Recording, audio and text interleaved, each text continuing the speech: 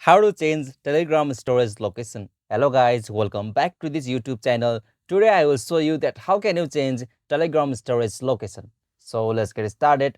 On this process, first you'll have to make sure that you have updated the latest version of Telegram on your device. So after then, you'll have to open Telegram app. So simply open it.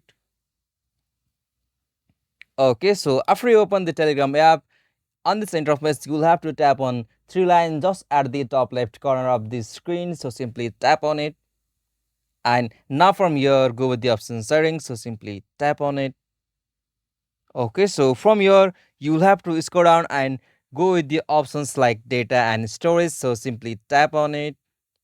And now from the data and storage sections, here you got the options like file path or storage path something. So in my case, I have not inserted any SD card on my device, so I will not get that option here. So in your case, it might be available like something file storage or file path. So after then you have to click on that option, and from there you will be able to change your storage location. Like as usual, you can use internal storage or you can use your SD card. So from there you can change the Telegram storage location. So this is the easiest and simplest method to perform that. If this video was helpful to you, please don't forget to subscribe our YouTube channel for more quick and short tutorial like this.